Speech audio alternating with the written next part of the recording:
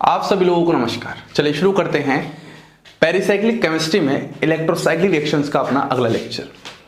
हम लोग pericyclic chemistry में इलेक्ट्रोसाइक्लिक रिएक्शंस पढ़ रहे हैं और इलेक्ट्रोसाइक्लिक रिएक्शंस में अब जो टॉपिक हमें पढ़ना है वह हमें पढ़ना है आयनिक कॉन्जुगेटेड सिस्टम के बारे में। आखिरकार आयनिक कॉन्जुगेटेड सिस्टम किस तरीके से इलेक्ट्रोसाइक्लिक रिएक्शन दिखाते हैं, इसके बारे में हमें डील करना है इनके साथ। तो सबसे पहले अगर इनकी क्लासिफिकेशन की बात करता हूं तो दो क्लासिफिकेशन होती है। एक तो आपके पास होते हैं कैटायन और एक आपके पास होते हैं एनायन। अगर मैं सबसे पहले कैटायन के एग्जांपल की बात करता हूं तो कैटायन के एग्जांपल में आपके पास कुछ इस तरीके से ये कैटायन है और इसका जो मोस्ट पॉपुलर फॉर्म जो डिफरेंट बुक्स में दिया गया है वो ये वाला फॉर्म है, इस तरीके का। ऐसे ही अगर मैं एनायन की बात करता हूं तो एनायन आपके पास कुछ इस तरीके से है और इसका जो मोस्ट पॉपुलर फॉर्म जो किताबों में दिया गया है वह ये वाला है। मतलब आपको जो डील करना है वो बेसिकली इनके साथ ज़्यादा डील करना है जब हम कैटायन की बात करते हैं, और जब हम एनायन की बात करते हैं तो इनके साथ ज़्यादा डील करना है क्योंकि यही किताबों में ज़्यादा दिया गया है और यही पॉपुलर भी हैं आयनिक कॉन्जुगेटेड सिस्टम के नाम पर। अब यहाँ पर अगर मैं थोड़ी सी एक बात बताऊं, इसकी जो इलेक्ट्रोसाइक्लिक रिएक्शन है ये कोई बहुत बड़ी बात नहीं है, it is not a big deal. लेकिन यहाँ पर ये एक तरीके से आयनिक है, मतलब चार्ज स्पीसीज हैं, तो ये हमेशा रिएक्शन इंटरमीडिएट की तरह ही वर्क करते हैं और इनसे जो प्रोडक्ट बनेगा साइक्लाइजेशन के द्वारा वह जो बनेगा वह भी एक फाइनल प्रोडक्ट नहीं होगा, वह भी एक रिएक्शन इंटरमीडिएट होगा क्योंकि वह भी एक कैसी स्पीसीज है, चार्ज स्पीसीज है। तो हम लोग जब भी आयनिक कॉन्जुगेटेड सिस्टम की बात करेंगे तो यहां पर हमारे पास तीन कहानियां चलेंगी। सबसे पहली कहानी, अगर ये चार्ज स्पीसीज हैं तो पक्की बात है किसी ना किसी तरीके से चार्ज स्पीसीज का फॉर्मेशन करोगे, तो सबसे पहला पार्ट तो होगा फॉर्मेशन ऑफ चार्ज स्पीसीज। उसके बाद इन चार्ज स्पीसीज के इलेक्ट्रोसाइक्लिक रिएक्शन की केमिस्ट्री, और तीसरा पार्ट ये जो चार्ज स्पीसीज है इनको न्यूट्रलाइज करने का तरीका। तो आपके पास आयनिक कॉन्जुगेटेड सिस्टम की कहानी 3 पार्ट्स में चलने वाली है। अब इन्हीं पार्ट्स को हमें एक एक करके डिस्कस करना है। तो यहां पर दिक्कत यहीं पर आती है, अगर मैं सिर्फ इलेक्ट्रोसाइक्लिक की बात करता हूं बहुत आसान है, लेकिन किस तरीके से मैं इसको न्यूट्रलाइज करवाऊंगा और किस तरीके से मैं इसको फॉर्म करवाऊंगा, मतलब पहला पार्ट और तीसरा पार्ट ये थोड़ा सा आपको बेसिक केमिस्ट्री के साथ जो आपने अभी तक पढ़ी है ऑर्गेनिक केमिस्ट्री उसके साथ रिलेट करना है। आइए मैं एग्जांपल डिस्कस करता हूं। जैसे मान लो आपके पास यहां पर कुछ इस तरीके का सिस्टम है, जरा ध्यान से देखिएगा। यहां पर आपके पास कुछ इस तरीके का सिस्टम दिया है। अब आप बोलोगे सर ये कैसा सिस्टम है, हमने तो ये सिस्टम देखा है। तो भैया आपको अच्छे से पता है रेजोनेंस करके तो यही बन जाएगा। अरे भैया ऐसा मत करो, रेजोनेंस करके तो यही बन जाएगा, इसमें तो कोई बहुत बड़ी डील नहीं है, रेजोनेंस करके बन जाएगा। अब मुझे इसके इलेक्ट्रोसाइक्लिक रिएक्शन के बारे में पढ़ना है, तो चाहे यहां पर आपके पास हीट हो चाहे आपके पास यहां पर लाइट हो, आपको पता है ये कैसा सिस्टम है, ये आपके पास 4n सिस्टम है और आपको पता है 4n का फोटो क्या होता है, डिस होता है। चाहे आपके पास यहां पर डिस आ रहा हो या फिर कौन आ रहा हो, ये कोई डील नहीं है। आपको यहां पर बहुत आसानी समझ में आएगा, ये वाली बॉन्ड यहां और ये वाली बॉन्ड यहां। तो आपके पास जो यहां पर प्रोडक्ट फॉर्म देखने को मिलेगा वो कैसा देखने को मिलेगा, ये बॉन्ड बन जाएगा, यहां पर ये आ जाएगा और यहां पर पॉजिटिव आ जाएगा। और फिर हम इसका एक रेजोनेटिंग स्ट्रक्चर ड्रॉ कर सकते हैं। अरे बोलिए, क्या मैं इसको ऐसे इस तरीके से ड्रॉ कर सकता हूं? ये कुछ ऐसा भी बन सकता है, हाँ बिल्कुल बन सकता है, यहां पर ये ऐसा बन जाएगा। तो ये जो आपके पास जो केमिस्ट्री है, ये जो केमिस्ट्री है यहां पर ये वाली यहां से यहां से यहां से लेकर यहां तक, ये आपके पास pericyclic chemistry of conjugated system है आयनिक वालों की। ये आपके पास पेरिसाइक्लिक केमिस्ट्री है जो हमें इलेक्ट्रोसाइक्लिक रिएक्शंस डील करने हैं आयनिक कॉन्जुगेटेड सिस्टम पे। लेकिन बात यहां पर खत्म नहीं होती है, बात होती है कि इसके पहले की भी आपके पास कोई ना कोई कहानी रही होगी जहां से यहां पर इसका फॉर्मेशन हो रहा होगा। मतलब बोले तो हम रिएक्टेंट की बात करना चाहते हैं कि आखिरकार कोई ना कोई रिएक्टेंट होगा जिससे आपके पास ये कार्बोकटाइन फॉर्म हो रहा होगा, और फिर इसके बाद की भी तो आपके पास कहानी चलने वाली है। इसकी बाद की कहानी जहां पर आपके पास प्रोडक्ट का फॉर्मेशन होगा, मतलब आप वहां पर कुछ कुछ करोगे, मतलब आप वहां पर न्यूट्रलाइजेशन वगैरह कॉन्सेप्ट करोगे, क्योंकि हमें पता है कोई भी चार्ज स्पीसीज स्टेबल होती ही नहीं है, तो वहां पर एक न्यूट्रलाइजेशन कॉन्सेप्ट होगा जिसको हम वर्कअप कहते हैं। आप न्यूट्रलाइजेशन की जगह प्रोडक्ट बोल सकते हो, आप यहां पर वर्कअप वगैरह करवाओगे। तो हमारे पास आयनिक कॉन्जुगेटेड सिस्टम में टोटल 3 पार्ट्स होते हैं। सबसे पहला पार्ट होता है इसके फॉर्मेशन केमिस्ट्री का, दूसरा पार्ट होता है इसकी पेरिसाइक्लिक केमिस्ट्री, जो कि हमें आता है, ये हमें आता है, इसमें आपको मुझे कुछ नहीं सिखाना है, और तीसरा पार्ट होगा उसके वर्कअप का।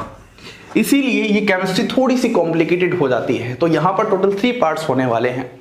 तो अब एक एक करके हम सारे पार्ट्स को डिस्कस करते हैं। सबसे पहले मैं बात कर लेता हूं क्या है, कार्बोकेटाइन है। तो यहीं पर मैं थोड़ा सा आपको समझा देता हूं फॉर्मेशन ऑफ कार्बोकेटाइन के बारे में, कि आखिरकार ऐसे कौन कौन से तरीके होते हैं जिससे आपके पास कार्बोकेटाइन का फॉर्मेशन हुआ करता है। जरा ध्यान से देखिएगा, अगर मैं कार्बोकेटाइन के फॉर्मेशन की बात करता हूं तो आपके पास यहां पर इस तरीके से है, और यहां पर आप क्या ले रहे हो, OH ले रहे हो, और यहां पर आप H2SO4 ले रहे हो या फिर H3PO4 ले रहे हो, ऐसा कुछ भी ले रहे हो, तो आपके पास यहां से H+ आएगा, एसिड का सोर्स है, और O+H2 करके गुड लिविंग ग्रुप बाहर निकल जाएगा, वाटर, और यहां पर ये बन जाएगा।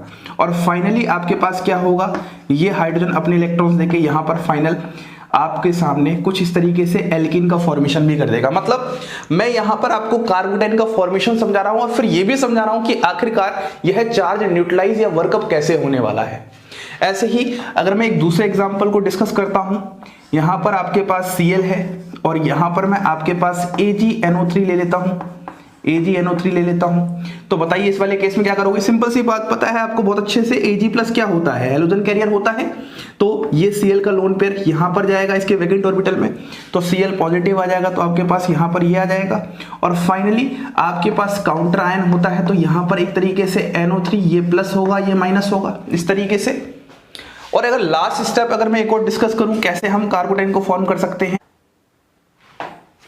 यहां पर आपके पास Cl है, और यहां पर आप ले रहे हो वाटर। क्या ले रहे हो, वाटर। जैसे ही आप वाटर लोगे तो इस वाले केस में आपके पास यहां क्या बन जाएगा, कार्बोकेटाइन, और यहां से ये जो इसका OH- वाला पार्ट होगा सब्स्टिट्यूशन रिएक्शन दिखा देगा, जिससे Cl बाहर निकल जाएगा, और फाइनली आपके पास यहां पर कुछ ऐसा सा फॉर्मेशन हो जाएगा। तो ये हमारे पास तरीके होते हैं कि आखिरकार हम किस किस तरीके से कार्बोकेटाइन का फॉर्मेशन कर सकते हैं, और फॉर्म होने के बाद जो आपके पास चार्ज स्पीसीज बनेंगी उसको हम कैसे न्यूट्रलाइज करने वाले हैं। बोलिए, क्या आपको ये सबसे पहले स्टार्टिंग पॉइंट समझ में आ रहा है। तो आयनिक कॉन्जुगेटेड सिस्टम में जो सबसे बड़ी दिक्कत आती है, इसका फॉर्मेशन किस तरीके से होगा, और दूसरा जो इलेक्ट्रोसाइक्लिक रिएक्शन की कहानी है उसमें हमारे साथ कोई दिक्कत नहीं है, वो तो हम पढ़ते आ रहे हैं, इनमें हमें क्या दिक्कत आ रही है, कुछ भी आ जाए। फिर लास्ट में वर्कअप का आखिरकार क्या स्टेप होने वाला है। तो आइए कुछ मैं आपको एग्जांपल सिखाता हूं, जहां पर मैं तीनों ही चीजों को अप्लाई करना सिखाता हूं और एक एक करके लेवल को इंक्रीज करता हूं। तो आइए अब हम सबसे पहले क्वेश्चन देखते हैं। अभी हम पढ़ क्या रहे हैं, हम लोग कैटायन कॉन्जुगेटेड सिस्टम को पढ़ रहे हैं, जहां पर हमारे पास कैटायन क्या है, एक आयनिक कॉन्जुगेटेड सिस्टम है। हम लोग इसकी कहानी के साथ स्टार्ट कर चुके हैं। अब मैं यहां पर एग्जाम्पल से समझाने की कोशिश करता हूं। मैं आपको क्या सिखा रहा था कि फर्स्ट, सेकंड और थर्ड स्टेप क्या होता है, देखना जरा ध्यान से। यहां पर एग्जाम्पल हमारे पास ये है, सबसे पहला क्वेश्चन। यहां पर आपके पास OH है, और यहां पर मैं ले लेता हूं H2SO4। क्वेश्चन आपके पास कुछ ऐसा आएगा, क्लियर है। अब सबसे पहले स्टेप में आपके पास क्या है, आपको अच्छे से पता है, ये H2SO4 है, तो H2SO4 से क्या होने वाला है, H+ आने वाला है। यहां पर ऑक्सीजन का लोन पेयर है, ये H+ यहां जाएगा, तो आपके पास ये कैसा बन जाएगा, आपके पास यहां पर ये कुछ ऐसा बन जाएगा, OH H यहां पर प्लस आ जाएगा, और फिर ये बाहर निकल जाएगा, और आपके पास यहां पर आपको आयनिक कॉन्जुगेटेड सिस्टम इस तरीके का मिल जाएगा। फिर यहां पर जब आप हीटिंग थर्मल कंडीशन लोगे तो यहां पर आपके पास इलेक्ट्रोसाइक्लिक रिएक्शन का पार्ट होने वाला है इस तरीके से। तो जैसे ही आप इलेक्ट्रोसाइक्लिक रिएक्शन का पार्ट करवाओगे तो आपको यहां पर कुछ इस तरीके का प्रोडक्ट मिलेगा, और फाइनली ये आपका प्रोडक्ट नहीं है, ये भी अभी जो इलेक्ट्रोसाइक्लिक रिएक्शन करवा रहे हो, जो साइक्लाइजेशन हुआ है, ये प्रोडक्ट नहीं है, ये अभी भी रिएक्शन इंटरमीडिएट है। तो आप यहां पर क्या करवाओगे, वर्कअप करवाओगे, और वर्कअप करवाओगे तो उसके लिए क्या होगा, यहाँ से ये H यहाँ जाएगा और फाइनली आपके पास कुछ ऐसा सा फॉर्मेशन आ जाएगा। क्या आपको क्वेश्चन समझ में आया? मतलब एक्चुअली अगर मैं पेरिसाइक्लिक केमिस्ट्री की बात करता हूं तो पेरिसाइक्लिक केमिस्ट्री का कॉन्सेप्ट ये है, ये जो आप करवा रहे हो यही है आपके पास इलेक्ट्रोसाइक्लिक रिएक्शन। बाकी इससे पहले जो हुआ है वो आप फॉर्मेशन कर रहे हो यानी कॉन्जुगेटेड सिस्टम को, उसके बाद जो हुआ है आप वहां पर वर्कअप कर रहे हो। बोलिए क्या इतनी बात क्लियर हुई? ऐसे ही अगर अपन क्वेश्चन के लेवल को इंक्रीज करें, मान लो लेवल तो वही है, मान लो सबस्ट्रेट चेंज कर देते हैं और सबस्ट्रेट हमारे पास यहाँ पर OH आ जाता है और फिर से हम यहाँ पर H3PO4 वगैरह ले लेते हैं, तो फिर से वही कहानी है, यहाँ से आपके पास H+ आने वाला है, यहाँ पर ऑक्सीजन का लोन पेयर है, कुछ ऐसा हो जाएगा। और यहाँ पर मैं डायरेक्टली बता दे रहा हूँ, तो डायरेक्टली आपके पास यहाँ पर क्या फॉर्म हो जाएगा, इस तरीके का कैटाइन फॉर्म हो जाएगा क्या, O+H2 बनेगा। तो जैसे ही O+H2 बनेगा यहाँ से बाहर निकल जाएगा, ये बन जाएगा। अब जैसे ये बनेगा तो यहाँ पर हीटिंग कंडीशन पर क्या होगा, इलेक्ट्रोसाइक्लिकेशन होगी, इलेक्ट्रोसाइक्लाइजेशन होगा, ऐसा हो जाएगा।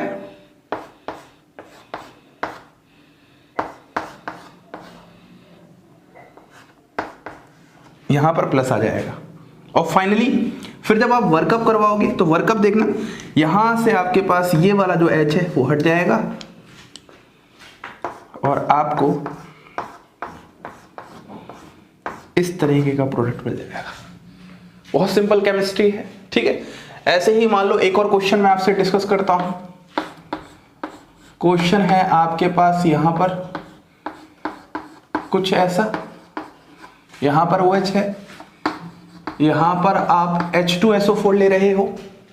बोलिए इस वाले केस में फिर से वही सिंपल सी कहानी चल रही है आपके पास, यहां से आपके पास H+ आएगा, ऑक्सीजन पर लोन पेयर है, यहां पर अटैक करेगा, यहां से आपके पास क्या बन जाएगा, यहां से आपके पास कुछ ऐसा सा बन जाएगा कैटाइन टाइप का, है ना, O+H2 करके बाहर, जैसे सेम मैकेनिज्म चलेगा। जैसे ही आप कर दोगे तो यहां पर आप क्या कर रहे हो, हीटिंग करवा रहे हो, मतलब इलेक्ट्रोसाइक्लिकेशन की पहचान, ये यहां पर ऐसे और ये यहां पर ऐसे, तो आपके पास कुछ ऐसा हो जाएगा। यहां देखो कुछ ऐसे ऐसे और यहां पर ऐसे। अब आप अगर थोड़ा सा ध्यान दोगे तो यहां पर इस बेंजीन की एरोमेटिसिटी हमने गायब कर दी है, लेकिन उससे कोई दिक्कत नहीं है। हम वर्कअप करवा के फिर से जो ये आपके पास H दिख रहा है ये यहां पर इलेक्ट्रॉन शिफ्ट कर देंगे और आपके पास यहां पर ऐसी सी केमिस्ट्री आ जाएगी और ये आपके पास प्रोडक्ट बन जाएगा। तो आप देख रहे हो ऑलमोस्ट ये सारी की सारी जो चीजें लग रही हैं बीच में वो इलेक्ट्रोसाइक्लिक रिएक्शन से रिलेटेड लग रही हैं। मान लो अगर अपन थोड़ा लेवल को इंक्रीज करते हैं, लेवल 2 की बात करते हैं कैटाइन वाले कॉन्जुगेटेड सिस्टम में, तो लेवल 2 का क्वेश्चन कैसा होगा, जरा ध्यान से देखना। यहां पर आपके पास ये ऐसा है, यहां पर OH है, लेकिन इस बार मैं यहां पर CH3 ग्रुप लगा देता हूं। अभी लेवल 2 का क्वेश्चन मैं क्यों कह रहा हूं अभी थोड़ी देर में पता चल जाएगा। देखो सबसे पहले आप क्या कर रहे हो, यहां पर H2SO4 लेके आ रहे हो, यहां पर ऑक्सीजन पर लोन पेयर है, यहां पर आपके पास H+ है, ये लोन पेयर यहां अटैक कर रहा है H+ पर, तो सबसे पहले आप कैटाइन का फॉर्मेशन कर दोगे भाई, ऐसे कैटाइन का फॉर्मेशन कर दोगे क्या, अरे बोलो कैटाइन का फॉर्मेशन हो गया, इसमें तो कोई दिक्कत नहीं आ रही है। अब यहां पर हीटिंग कंडीशन पर आप क्या करोगे, इलेक्ट्रोसाइक्लाइजेशन करने वाले हो, अरे इलेक्ट्रोसाइक्लाइजेशन होगा यहां पर, और जैसे ही इलेक्ट्रोसाइक्लाइजेशन होगा तो यहां पर आपके पास क्या बन जाएगा, देखो देखो जरा ध्यान से, ये वाला बॉन्ड ये यहां पर पॉजिटिव और यहां पर CH3, ऐसा ही तो कुछ होगा। अब अगर मैं इसका रेजोनेटिंग स्ट्रक्चर ड्रॉ करता हूं, मान लो मैं इसका रेजोनेटिंग स्ट्रक्चर ड्रॉ करता हूं तो कैसे करूंगा, ये वाला बॉन्ड मैं यहां पर शिफ्ट कर दूंगा तो आपके पास यहां पर इस तरीके का रेजोनेटिंग स्ट्रक्चर बन जाएगा, यहां पर पॉजिटिव और यहां पर डबल बॉन्ड, ये बन गया। लेकिन अब लास्ट स्टेप वही इंपॉर्टेंट स्टेप है, इसलिए मैं इसको लेवल 2 कह रहा हूं। यहां पर आपके पास जो एल्कीन बनेगी वो 2 बनेंगी, एक तो आपके पास इसके कोरस्पोंडिंग एल्कीन बनेगी, कैसे, यहां से आप H हटा दो, इस जगह पर आ जाएगा, तो जब आप यहां से हटा दोगे तो इस तरीके से यहां पर CH3 है, यहां पर ऐसे है।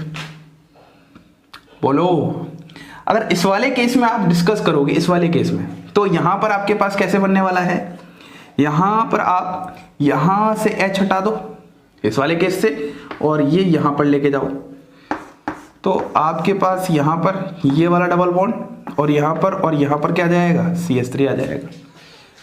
अब अगर आप डबल बॉन्ड की बात करते हो तो यहाँ पर आपको अल्फा H देखने हैं। अगर आप इस बॉन्ड को देखोगे, इस वाले बॉन्ड को, तो यहाँ पर अल्फा H कितने आ रहे हैं, 3 यहाँ से आ रहे हैं और यहाँ पर भी तो 2 लगे हैं, तो टोटल अल्फा H यहाँ पर कितने आ जाएंगे, 5।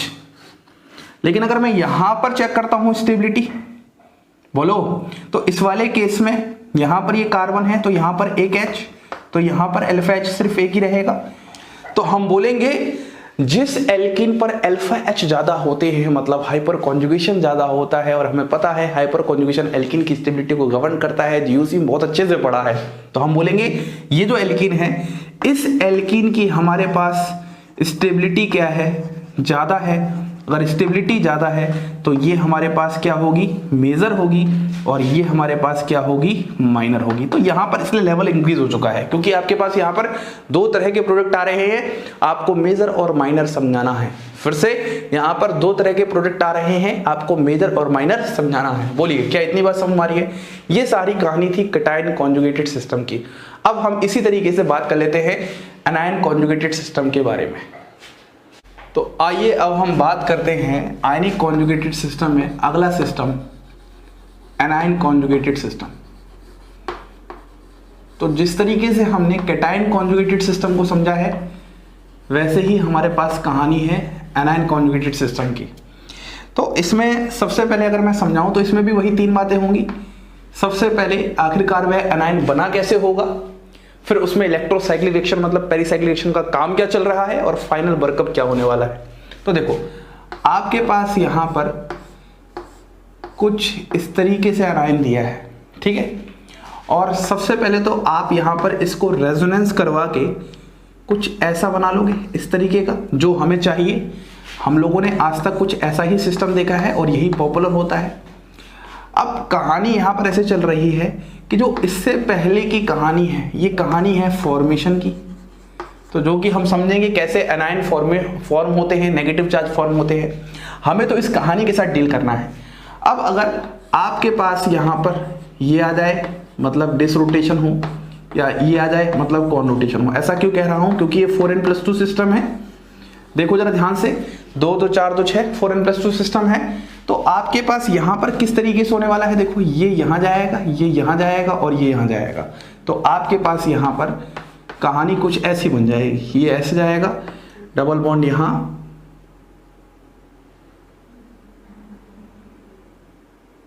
ये डबल बॉन्ड नहीं, ये नेगेटिव की फॉर्म में बनेगा, ये ऐसे जाएगा और ये नेगेटिव बन जाएगा। फिर से समझो, ये नेगेटिव डबल बॉन्ड बनाएगा, ये यहाँ जाएगा, और इस वाले को आप थोड़ा अच्छे से समझाओ, इस वाले को आप डबल बॉन्ड को नेगेटिव बना दोगे, ठीक है। जब आप नेगेटिव बना दोगे तो आपके पास कहानी ये आ जाएगी, आ चुकी है। अब आप इसका रेजोनेंस करवा सकते हो, कोई दिक्कत नहीं है, लेकिन रेजोनेंस से ज़्यादा इंपॉर्टेंट है इसका वर्कअप करवाना। ये यहाँ तक हमारे पास कहानी खत्म हो रही है, ठीक है।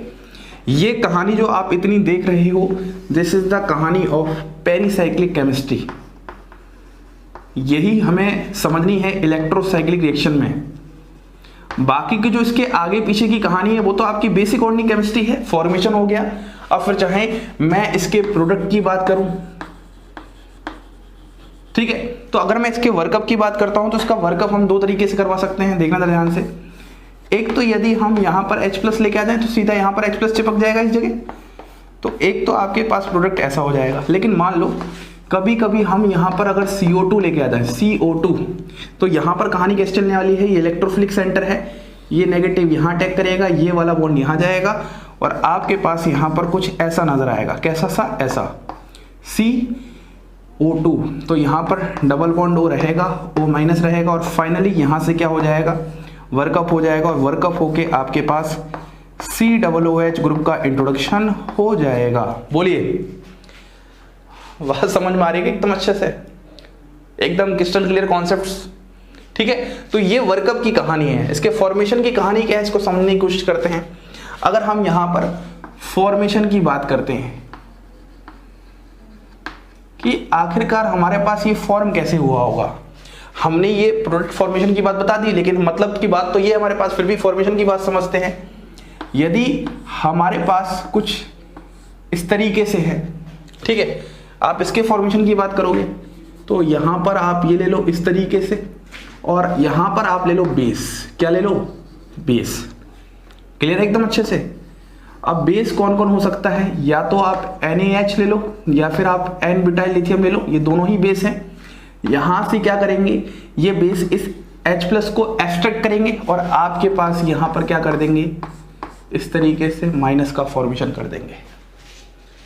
बोलो, माइनस का फॉर्मेशन कर दिया। और जैसे ही माइनस का फॉर्मेशन हो जाएगा वैसे ही आपके पास यहां पर क्या होगा, इलेक्ट्रोसाइक्लिक रिएक्शन होगी। उसके बाद वर्कअप की कहानी मैंने आपको समझाई दी है। तो प्रॉपर अगर मैं यहां पर भी बात करूं तो आपके पास यहां पर भी केमिस्ट्री 3 स्टेप्स में चलती है, और जो कि इस तरीके से चलती है। तो फॉर्मेशन हम इस तरीके से कर सकते हैं। अगर हम इसके वर्कअप की बात कर लेते हैं, वर्कअप कैसे होगा, तो मान लो हमारे पास यही था इस तरीके से नेगेटिव। तो 2 तरीके से वर्कअप करवा सकते हैं, या तो H+ लें, और बहुत सारे तरीके होते हैं वर्कअप करवाने के। ये तो जस्ट आपके सिखाने के लिए है। तो यहाँ पर या तो सीधे H लगा दो इस जगह, या फिर आप इस जगह क्या ले लो, COOH। आ रही बात समझ में? और बाकी पेरिसाइक्लिक केमिस्ट्री की बात तो हमने बहुत अच्छे से समझ ही रखी है। तो आइए कुछ क्वेश्चंस ट्राई करते हैं क्लेडन वगैरह बुक्स के, ताकि थोड़ा आपका लेवल और इंक्रीज हो सके। तो आइए कुछ क्वेश्चंस देखते हैं। देखो, सबसे पहले अगर मैं एनाइन कॉन्जुगेटेड सिस्टम का पहला क्वेश्चन उठाऊं तो पहला क्वेश्चन हमारे पास कुछ ऐसा है। यहाँ पर PH, यहाँ पर N, यहाँ पर N, डबल बॉन्ड, यहाँ पर आपके पास PH है और यहाँ पर आपके पास PH है।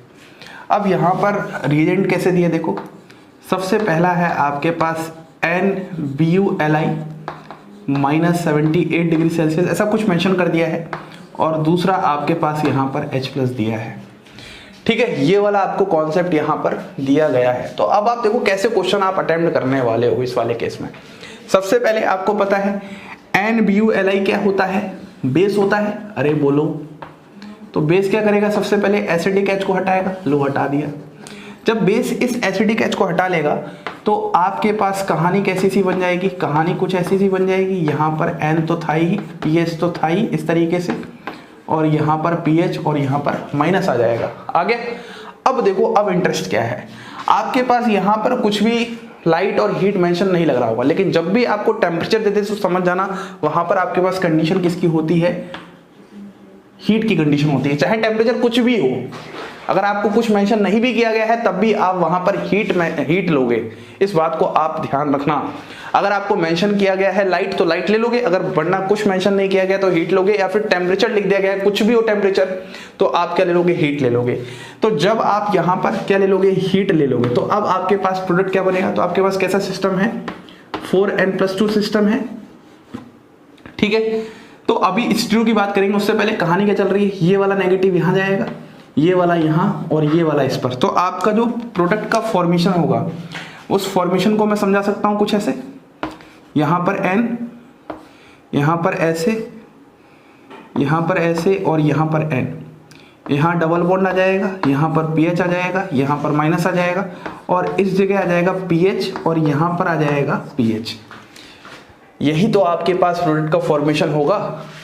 अब सवाल क्या है, इंटरेस्टिंग सा ये है कि इन दोनों पीएच की स्टीरियो क्या है। तो अगर मैं इन दोनों पीएच की स्टीरियो की बात करता हूं तो वही शॉर्ट ट्रिक ODC।